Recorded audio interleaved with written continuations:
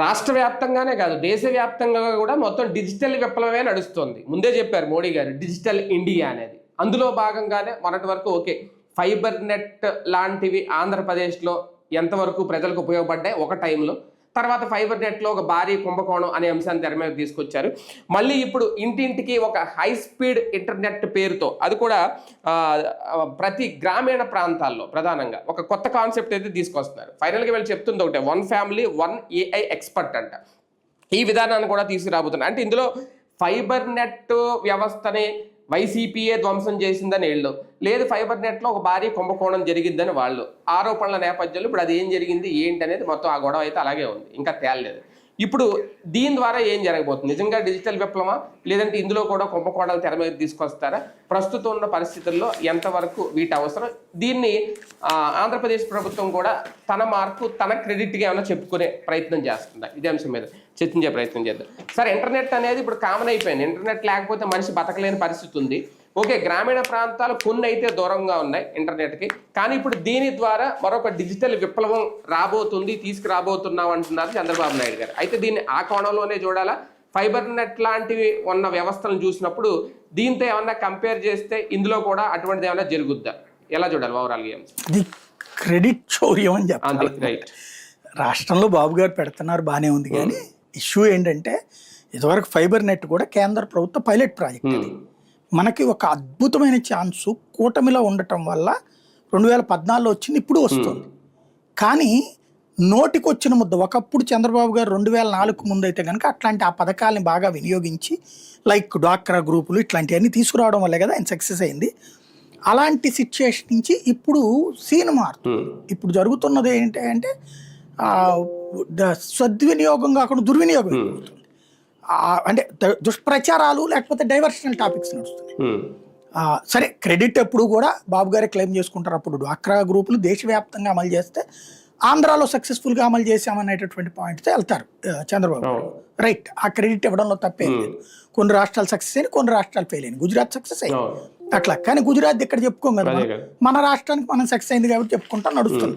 అలాగే క్రిందటిసారి నరేంద్ర మోడీ అధికారంలోకి రాగానే ఆయన ప్లానింగ్ ఏంటంటే దేశవ్యాప్తంగా ప్రతి ఇంటికి కేబుల్ టీవీ ఉంటుంది, కేబుల్ విత్ ఇంటర్నెట్. ఇది వీళ్ళకి ఎవరికి తెలియంది ఏంటంటే, నేను జర్నలిజం ఫీల్డ్లో ప్రింట్ మీడియా తర్వాత కేబుల్ మీడియాలో నుంచి వచ్చినోండి కదా.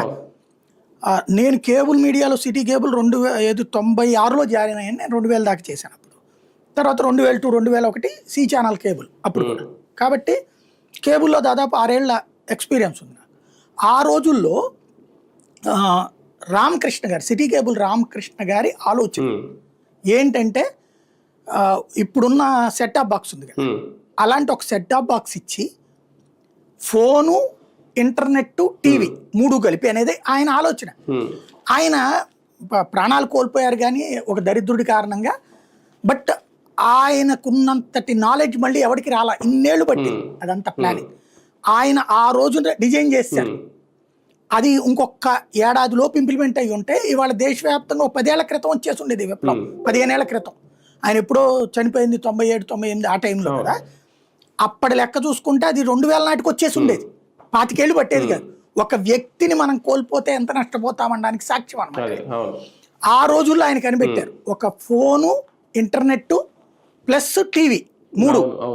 అంటే ఒక కేబుల్ కనెక్షన్ విజయవాడలో 2 లక్షల మందికి ఉందనుకోండి, ఒక కేబుల్ కనెక్షన్ ఉన్నోడు ఇంకొక కేబుల్ వాళ్ళతో మాట్లాడుకోవచ్చు. ఇప్పుడు మనము నెట్ ఉంది, ప్యాకేజీలో ఆలోచన అది ఆ రోజు. అంటే ఇంటర్నెట్ ద్వారా ఇస్తారని ఆ రోజున అనలేదు, తెలియదు అది ఆ ప్రధానం. అంటే ఇంటర్నెట్ ఉంది అప్పటికే, బట్ ఆయన ఆలోచన అది. దాంట్లో ఇంటర్నెట్ సిస్టమ్ సెట్ చేసి ఇచ్చాడు. అప్పుడే చేస్తారు. అసలు ఫైబర్ నెట్ ఏంటండి, ఫైబర్ నెట్ కి పుట్టుక ఎక్కడ, సిటీ కేబుల్ విజయవాడే కేంద్రం. వాస్తవంగా వాళ్ళ భారతదేశం మొత్తానికి వచ్చినటువంటి కేబుల్ నెట్వర్క్ సిస్టమ్ కి విజయవాడ సిటీ కేబుల్ రామకృష్ణ గారే కారణం. ఆయన మొట్టమొదట కనిపెట్టింది ఎట్లా అంటే, ఆయన ఒక ఈ రిపేర్లు చేసే దాంట్లో, ఎలక్ట్రికల్ షాప్లో రిపేర్ చేసే దాంట్లో ఎక్స్పర్ట్ అయితే పనిచేసేవాళ్ళు. అందులో ఆయనలో క్రియేటివిటీ చాలా ఉంది. ఆ క్రియేటివిటీతో ఏం చేశారంటే, అప్పుడు VCRలు VCDలు ఉండేవి. VCP, VCR, VCD అని ఉండే అప్పుడు. ఇందులో ప్లే చేసుకుని చూసేవాళ్ళం అప్పుడు. ఏదన్నా టీవీలో చూడాలంటే సినిమాలు క్యాసెట్లు, అప్పుడు VHS క్యాసెట్లు గుర్తున్నాయి. అవునవును తెలుసు. అలా చూసేటప్పుడు ఒకేసారి 2 గదుల్లో వాళ్ళు చూడాలంటే ఎట్లా, 2 VCRలు కావాలి, 2 క్యాసెట్లు కావాలి. ఆయన ఒక క్రియేటివిటీ చేశారు. తన షాప్లోనే ఇక్కడ చేస్తున్నది వెనకాల బాస్ గదిలో కూడా కూర్చుని చూశాడు. ఆ పక్క గదికి కూడా ఒక కేబుల్ వేసేసి, ఇది బాగుంది కదా అనిపించింది. అప్పుడు ఎవరికి తెలియదు ఆలోచన. అది ఇన్నోవేటివ్ థింకింగ్. దాన్ని ఆయనలో వచ్చినటువంటి నాలెడ్జ్, ఆయన దగ్గర ఉన్న డబ్బులంతా ఖర్చు పెట్టి ఒక ఏరియాలో 25 ఇళ్ళకి కలిపి ఒకటి పెట్టి, 25 ఇళ్ళకి కలిపి ఒక కేబుల్, 25 ఇళ్లలో ఒకే క్యాసెట్ చూసుకోవడం. ఇప్పుడంటే ఈ నెట్, ఓటీటీలు, తొక్క తోలు చాలా వచ్చినాయి. ఆ రోజుల్లో ఏముండేది, ఒక VCR అద్దెకి తీసుకోవాలంటే 100 రూపాయలు VCR అద్దె, 10 మంది తలా 10 రూపాయలు వేసుకోవాలి. క్యాసెట్ ఒక్కోటి 20 రూపాయలు అద్దె ఆ రోజున. నా బాగా గుర్తు చిన్నప్పుడు. ఆ క్యాసెట్ 20 రూపాయలు అద్దె ఒక రోజుకి. అది కంటిన్యూగా ఒక VCR తీసుకుని 100 రూపాయలు అద్దె పెట్టి తీసుకుని ఒక 5 క్యాసెట్లు చూడగలం. అది రాత్రి పగలు నిద్ర మానేస్తాయి కంటిన్యూగా సినిమాలు ఆ రోజులు. అప్పుడు వాటి బేసిస్ మీద కదా రాజేంద్ర ప్రసాద్ సినిమా కూడా వచ్చింది. ఏదో సినిమా వచ్చింది కదా దాంట్లో. అలాంటి ఉండేది ఆ రోజు లైఫ్. అలాంటి దశలో ఈయన అప్పట్లో ఒక సినిమాని చూడాలంటే ఒక ఇంట్లో పెట్టుకుంటే టీవీ అందరం వెళ్ళి అక్కడ చూడాలి. అలాంటి స్టేజ్ నుంచి 10 ఏళ్ల వాళ్ళు కలిసి చూసుకునేటట్టు సెట్ చేశారు. సక్సెస్ అయింది. దాన్ని ఒక ఏరియాకి చేశారు డబ్బులు ఖర్చు పెట్టి. అలా పుట్టుకొచ్చింది మాస్టర్ ఛానల్. విజయవాడ నగరం మొత్తానికి 10 మంది డబ్బులు వేసుకుని కేబుల్ వేసుకున్నారు. ఈ కేబుల్ ద్వారా ఇంటింటికి కనెక్షన్ ఇచ్చి master channel head quarter office మొలరాజపురంలో ఉండేది, అన్నపూర్ణ థియేటర్ దగ్గర. అక్కడి నుంచి ప్లే చేస్తారు. ప్లే చేస్తే ఈ అందరిళ్లలో వస్తుంది. ఇది 5,000 అనుకుంది, 10,000, 10,000, 25,000, 50,000. ఈనాడు, జ్యోతి పేపర్ మొత్తం విజయవాడ కొనేది 15,000. ఫైనల్గా ఉదయం అన్ని కలిపితే 25,000 పేపర్లు ప్రజాశక్తి విశాలందరితో కలిపి. సిటీ కేబుల్ కనెక్షన్ 2.5 లక్షలు ఆ రోజున. అంటే ప్రతి పేపర్ అందరూ కొనుక్కోవాలని రూల్ ఏం లేదు. పేదలు కొనుక్కోరు, మధ్యతరగతి కొనుక్కోరు, ధనవంతులు కొనుక్కునేవాళ్ళు. అదే కేబుల్ కనెక్షన్ ప్రతి ఒక్కరు పెట్టించేసుకున్నారు. అప్పుడు ఎంత, 75 రూపాయలు, 100 రూపాయలు ఆ రోజున. ఇందులో పొద్దున్నుండి సాయంత్రం దాకా మరి దాంట్లో ఏమి వేయాలా? మొదట్లో ఉట్టి సినిమాలు, తర్వాత దానికోసం ప్రోగ్రాములు, పెళ్లిళ్ళు, పేరంటాలు ఇట్లాంటివి కూడా వేసేవారు. ఇది ఊరంతా రావడం బిగిన్ అయ్యేటప్పటికి ఊర్లో అందరూ పెట్టుకోవడం బిగిన్ చేశారు. అప్పటికి టీవీల కల్చర్ వచ్చింది జనానికి. అంతకుముందు టీవీ కొనడమే గ్రేట్ కదా, ఒక ఇంట్లో టీవీ అన్నదే. అలాంటి స్టేజ్ అప్పుడు దూరదర్శన్ మాత్రమే వచ్చే రోజు నుండి అట్లా వచ్చింది. అలాగే ఇంటింటికి టీవీ, టీవీలో కేబుల్. దెన్ మార్కెట్ బాగా పెరిగిపోయింది, టీవీల అమ్మకాలు కూడా బాగా పెరిగిపోయింది. దీని మీద ఒక ఆర్టికల్ నేషనల్ మీడియా వాళ్ళు ప్రొజెక్ట్ చేశారు, హిందూ క్రానికల్ ఎట్లాంటి. ఇది చూసినటువంటి జీటీవీ అధినేత సుభాష్ చంద్ర గోయల్ ఈయన పిలిపించి మాట్లాడి ఏంటిది అంటే ఇట్లా ఇట్లా చెప్పారు. ఓకే, నేను ఇన్వెస్ట్ చేస్తాను, దేశవ్యాప్తంగా చేద్దాం. అప్పుడు పుట్టుకొచ్చిందే సిటీ కేబుల్. సిటీ కేబుల్ అనేది జీటీవీ సిస్టర్ కన్సర్న్ అన్నమాట. జీటీవీ ఇన్వెస్టరు, సిటీ కేబుల్ అనేది లోకల్ గా ఉన్నటువంటి కేబుల్. ఇది పెట్టుబడులు పెట్టేటప్పటికి బోల్డ్ అంత లక్షల్లో డబ్బులు వచ్చినాయి కదా. అప్పుడు మమ్మల్ని అప్పుడే అనమాట తీసుకుంది. అప్పుడే న్యూస్ కూడా మేము బిగిన్ చేసి ఆ టైంలో మాస్టర్ ఛానల్ నుంచి సిటీ కేబుల్ కన్వర్ట్ అయినప్పుడు, అప్పటిదాకా మాస్టర్ ఛానల్లో పెళ్లిళ్ళు, పేరంటాలు, విజువల్స్ వేస్తుండేవాళ్ళు. ఆ స్టేజ్ నుంచి దూరదర్శన్ టైప్లో న్యూస్ వేయాలి అన్నటువంటి ఉద్దేశం. ఎందుకంటే లోకల్ న్యూస్, లోకల్ పబ్లిక్ చూడాలి అన్నటువంటి ఉద్దేశంతో న్యూస్ బులెటిన్ పెట్టడం బిగిన్ చేశారు అప్పుడు. అలా పుట్టిన మొట్టమొదటి బ్యాచ్ మేము. అందుకని బాగా గుర్తు అనమాట ఇదంతా. ఆ తర్వాతన దీనికి పోటీగా వచ్చింది హాత్వే నెట్వర్క్. వాళ్ళు మార్వాడీలు ఎవరో బాగా లక్షల కోట్ల రూపాయలు, వాళ్ళు వేల కోట్ల రూపాయలు పెట్టుబడులు పెట్టాలి ముందుకు వచ్చి హాత్వే. ఆ తర్వాత వాళ్ళ యాక్ట్లా, భీమవరం కేబుల్ ఇట్లాంటి బోల్డ్ అని ఉన్నాయి కదా. ఈ నెట్వర్క్లన్నిటికీ దేవుడు ఎవరైనా ఉన్నారంటే ఆయన. ఆ రోజుల్లో క్రికెట్, ESPN వీళ్ళందరూ కూడా కేబుల్కి దగ్గర డబ్బులు తీసుకుని ఇచ్చేవాళ్ళు మొదట్లో. ఈ తర్వాత ఛానల్ అన్ని కూడా ఇవాళ ఇన్ని ఛానల్ పుట్టుకొచ్చినాయి అంటే అదే కారణం. అంటే అప్పుడు కేబుల్ విప్లవం అది, ఇదేమో ఇప్పుడు డిజిటల్ విప్లవం. అంతే, డిజిటల్ విప్లవం అయింది ఇప్పుడు. అందులో ఆయన తీసుకొచ్చినటువంటి ఆ ఆలోచన ఇవాళ కార్యరూపం దాలుస్తుంది. ఇంటర్నెట్ ప్లస్ ఇవి ఒక 10 ఏళ్ల క్రితం అనుకున్నాం. అప్పుడు మోడీ గారు వచ్చాక పెట్టిన కాన్సెప్ట్ ఏంటంటే ప్రతి ఇంటికి ఇంటర్నెట్, ప్రతి ఇంటికి కేబుల్ టీవీ. దాంట్లో భాగంగా ఇచ్చిందే ఫైబర్ నెట్. మనల్ని ప్రయోగాత్మకంగా తీసుకున్నాం. మనం దాన్ని మిస్యూజ్ ఎట్లా చేసామంటే కేబుల్ ఆపరేటర్కి ఆ డబ్బులు ఇచ్చి మీరే ఇంటర్నెట్ కూడా పెట్టండి అంటే పెడతారు. వీళ్ళు అట్ట కాకుండా ఆ డబ్బులతో ఒక ఆఫీస్ పెట్టేసేసి దాని మీద అప్పు తీసుకుని అయ్యయ్యో సెట్ టాప్ బాక్సులు పెట్టి అదేమో బఫర్ అవుతానే ఉంటది. సరే, ఇప్పుడు ఇది ఈ భారత్ నెట్ ఇది కూడా కేంద్రం నుంచి వస్తున్నదేనా? క్లియర్ చెప్పారు కదా. అది కేంద్ర మంత్రులు వచ్చి ఇక్కడ ఎంఓఏ కుదురు అంటే కేంద్ర ప్రభుత్వం ఇప్పుడు ఏం చేసిందంటే మొన్న మోడీ గారు పెట్టింది హై స్పీడ్ ఇంటర్నెట్ కావాలా, ఎందుకంటే రాబోయే రోజుల్లో సాఫ్ట్వేర్ కంపెనీలకి కాస్ట్ ఆఫ్ లివింగ్ ఎక్కువ అవుతుంది.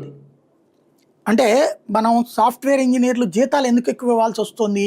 వీళ్ళు మెట్రో నగరాల్లో బతకడం వల్ల ఎక్కువ వస్తుంది వాళ్ళ ఖర్చు, ఎక్స్పెండిచర్. ఇప్పుడు బెజవాడలో 50-30 వేలతో దర్జాగా బతకవచ్చు. హైదరాబాద్లో ₹1,00,000 ఈ స్థాయిలోనే బతకాలి. ఇక్కడ 30 వేలతో బ్రతికేది హైదరాబాద్. ఆ బాంబేలో వచ్చేది 2 లక్షలు అవుతుంది. ట్రాన్స్పోర్టేషన్ ఎక్స్పెండిచర్ ఎక్కువ. తినటానికైతే నన్ను అడిగితే బెజవాడ కంటే హైదరాబాదే బెటర్, తక్కువ రేటుకి దొరుకుతుంది ఇక్కడికంటే అక్కడ. అంటే అందరూ బతకచ్చు. ఇక్కడ ఏ లెక్క కానీ మొబైల్ అట్లుంటాయి. అయితే బేసిక్గా ఏంటంటే మనకి ఎక్కువ కాస్ట్ అయ్యేది ఎక్కడంటే ఇంటద్దె, తర్వాతన ఈ ట్రాన్స్పోర్టేషన్ ప్రధాన నగరాలు. దాంతోడు కుటుంబాలకు దూరం అయిపోతుంది. ఇది కరోనా టైంకు ముందు అయితే ప్రధాన నగరాల్లో బతకడం చాలా గొప్ప విశేషం, తల్లిదండ్రులకు దూరంగా బతకడం. కరోనా తర్వాత ఎక్కువ మంది చనిపోవడాలు, సైకలాజికల్ ప్రెషర్ ఫాలో అవుతున్నారు. అమ్మా నాన్నలకు దూరం అవుతున్నాం. ఇప్పుడు నాకు తెలిసి చాలా మంది ఈ మధ్యన హైదరాబాద్లో పనిచేస్తున్న మిత్రులు 45, 50 ఉన్నోళ్ళు కుటుంబ సభ్యుల దగ్గరకు వచ్చిపోతున్నారు పద్దాక ఈ ఆంధ్రాలో. ఇట్లాగే దేశవ్యాప్తంగా నడుస్తుంది. ప్రధాన నగరాల్లో ఉద్యోగాలు, కుటుంబాలేమో ఇళ్ళ దగ్గర ఉంటుంది. ఎందుకు? ఇంటర్నెట్ సదుపాయాలు పల్లె ప్రాంతాలకు ఉండట్లేదు కాబట్టి. ఇప్పుడు హై స్పీడ్ ఇంటర్నెట్ వచ్చేసింది అనుకోండి, వర్క్ ఫ్రమ్ హోమ్లు పెరుగుతాయి. వర్క్ ఫ్రమ్ హోమ్ పెరిగితే 40% ఆఫ్ ఎక్స్పెండిచర్స్ కంపెనీలకు తగ్గిపోతుంది, సాఫ్ట్వేర్ కంపెనీలకి. అది జరిగిందంటే ఎక్కువ మంది ఇక్కడ ఇన్వెస్ట్ చేయడానికి రెడీ అవుతారు ఇండియాలో. ఇప్పటికే అమెరికా కంటే తక్కువ కాబట్టి, అమెరికా యూరోప్ దేశాల కంటే తక్కువ కాబట్టి ఇక్కడికి వస్తున్నారు. ఇంకా తక్కువకి వస్తుంది, ఇంకా ఎక్కువ ఇన్వెస్ట్మెంట్లు వస్తాయి కంపెనీ. అందుకోసం హై స్పీడ్ ఇంటర్నెట్ అని దేశం అంతా చెప్పారు. అన్ని ప్రభుత్వాలను కూర్చోబెట్టి చెప్పారు వీళ్ళు ఆల్రెడీ. చెబితే వీళ్ళు ఎవడో ఇనిషియేటివ్ తీసుకోవట్లేదు, ఎవరికాడు దీంట్లో ఏ డబ్బులు వస్తే మనకన్నా లెక్క చూసుకునే రకాలు కదా. అందుకని కేంద్రమే డబ్బులు. ఇప్పుడు ఫైబర్ నెట్ కూడా ఇట్లాగే ముందు డబ్బులు ఇచ్చింది వాళ్ళు. దాన్ని నేను చెప్పినట్టు మిస్యూజ్ చేసి కేంద్రం ఇచ్చింది. కేంద్రం ఇచ్చిన డబ్బులు వీళ్ళు వాడేసుకుని దాని మీద అప్పు చేసి కూడా వాడేసుకున్నారు.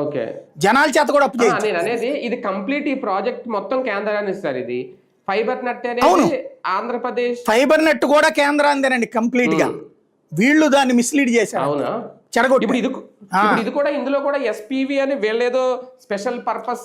ఎస్పీవి అంటే ఏం లేదు, స్పెషల్ పర్పస్ వెహికల్ అంటే ఎందుకు పెట్టారంటే ఇప్పుడు మనకి ఎలక్ట్రిసిటీకి 24 hours పవర్ మనకే ఇచ్చారు ఆంధ్రాకి ప్రయోగాత్మక. అట్లాగే ఫైబర్ నెట్కి అట్లా ఇచ్చారు. ఇచ్చాక వీళ్ళు డైవర్ట్ చేసేస్తుంటారు. కాబట్టి ఎస్పీవి అంటే ఆ డబ్బులు అందులోనే ఉంటాయి, మళ్ళించుకోవడానికి కుదరదు. అప్పుడు ఫైబర్ నెట్కి రాష్ట్ర ప్రభుత్వానికి ఇచ్చారు, వీళ్ళు వాడేశారు దాన్ని. అట్లాగే ఎలక్ట్రిసిటీకి ఇచ్చిన వీళ్ళు వాడేస్తారు. అందుకని ఎస్పీవి అంటే అది ఒక సపరేట్ అకౌంట్ తీసి అందులోనే ఉంటాయి. ఇందులో క్రెడిట్ చౌరీ అనేది ఎలాగ జరుగుద్ది కావనే, అంతేనా? అంతకు మించి వేరేది ఏమన్నా ఆస్కారం ఉంటుందా భవిష్యత్తులో కుంభకోణాలు? లేదు, ఇది రాష్ట్ర బాబు గారు ఎట్లాగూ ఇలాంటి వాటిట్లో ఇనిషియేటివ్ తీసుకుంటారు, నాకు ఆ నమ్మకం.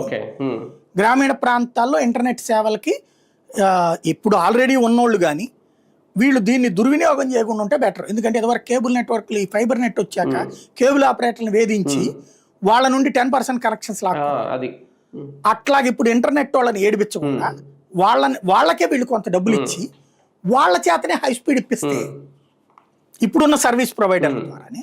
ఎందుకంటే కేబుల్లో డబ్బులు తగ్గాక ఇంటర్నెట్ వైపుకి వచ్చేసారు కేబుల్ ఆపరేటర్లు చాలా వరకు. వాళ్ళకి ఇది ఇస్తే రూపాయి బాగుపడతారు. చంద్రబాబు గారి పేరు చెప్పుకున్నారు, ఇచ్చి వాళ్ళకి హై స్పీడ్. ఇప్పటిదాకా మనకి ఇప్పుడు మన ఆఫీస్లో వాడేది మన ఇంట్లో వాడేది చాలా తేడా ఉంటుంది. ఎందుకని ఆఫీస్లో ఎక్కువ వీడియోలు చేయాలా, ఇంట్లో అయితే కనుక తక్కువ ఉంటుంది. ఇప్పుడు ఆ ఎక్కువ యూసేజ్కి సరిపడినటువంటి టెక్నాలజీ పల్లెటూళ్ళలో ఇచ్చారనుకోండి పండగ కదా. అవును, హ్యాపీ కదా అందరికి.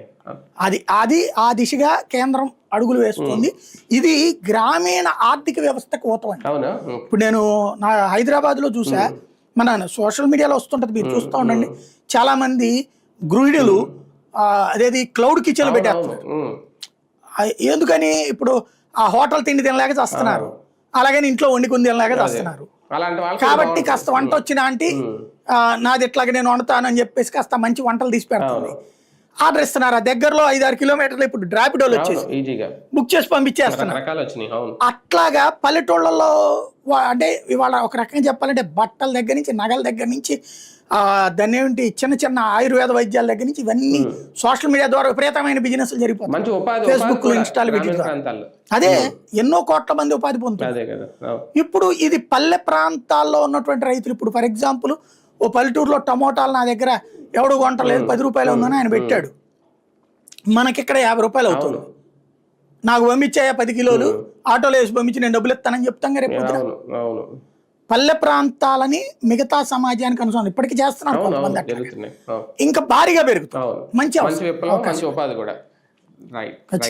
రైట్. చూద్దాం. మొత్తానికి ఇదంతా ఒక ఏడాదిన్నరలో అయితే పూర్తయిపోద్ది అంటున్నారు. నిజంగా అదే కనుక జరిగితే ఆంధ్రప్రదేశే కాదు మొత్తం దేశం మొత్తం మరొక ప్రధానంగా గ్రామీణ ప్రాంతాలు ఒక అద్భుతమైన కీలక అడుగు వేసినట్టు అవుతుంది. దీన్ని ఎంతవరకు సద్వినియోగం చేసుకుంటారు, ఎంతవరకు ఎటువంటి కుంభకోణాలు, స్కామ్లు జరగకుండా ముందు తీసుకెళ్తారు, వేచి చూద్దాం.